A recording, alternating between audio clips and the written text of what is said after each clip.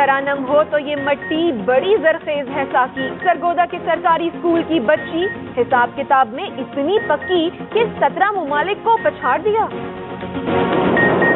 تو دوسری جانب ہونہار بچے اپنے بلبوتے پر دنیا بھر میں ملک کا نام روشن کر رہے ہیں. اسی طرح کی ایک مثال قائم یہ ہے سرگودا کے چھوٹے سے قصبے کوٹ مومن کی 8 سالہ طالبہ ماہنور نے، جس نے ریاضی کے میدان میں عالمی سطح کا مقابلہ جیت لیا ہے.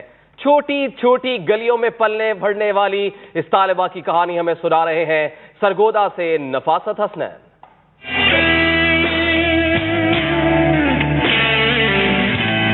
8 سالہ ماہنور کسی مہنگے اسکول میں پڑھتی ہے، نہ اس کے پاس کوئی سہولتیں ہیں، لیکن باہمت بچی یقین کی دولت سے مالا مال ہے اور کچھ کر دکھانے کا عزم اس کو آگے بڑھنے کا حوصلہ دیتا ہے. اسی لیے اس نے سرکاری اسکول میں پڑھتے ہوئے آسٹریلیا کی University of New South Wales کے زیر اہتمام ہونے والا ریاضی کا مقابلہ جیت لیا. ماہنور نے بھارت، قطر، سعودی عرب، بحرین، سری لنکا سمیت ایشیا بھر کے 17 ممالک کے طلبہ اور طالبات کو پچھاڑ کر یہ اعزاز حاصل کیا.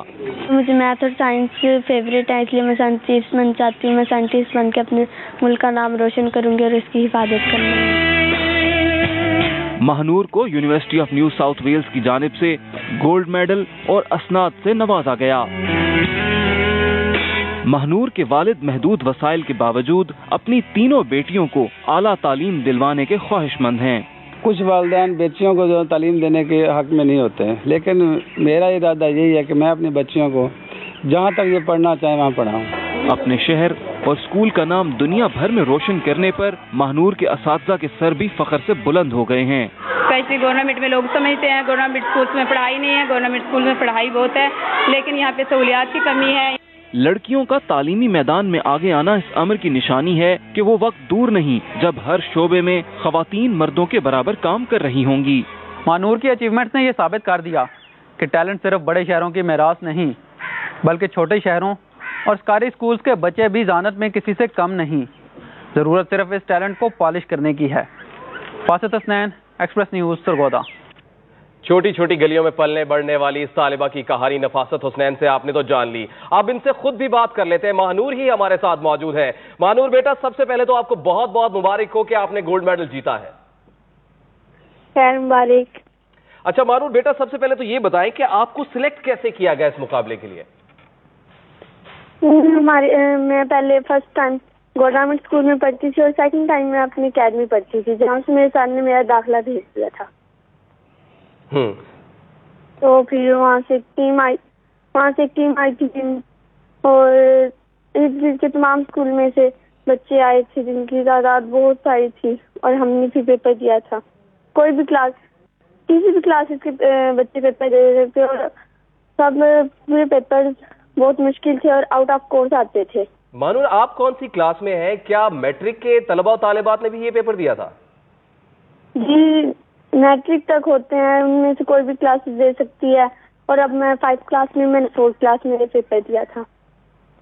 ٹھیک ہے، اور آپ نے یہ مقابلہ اپنے اسکول میں پہلے جیتا تھا؟ جی، میں نے اسکول میں دیا تھا اور پھر اب 22 سے آئے ہیں. اچھا ماہنور، پہلے اپنے بارے میں بتاؤ، کیا کون سی کتابیں اچھی لگتی ہے؟ گھر میں کس کے ساتھ زیادہ سپورٹ ملتی ہے؟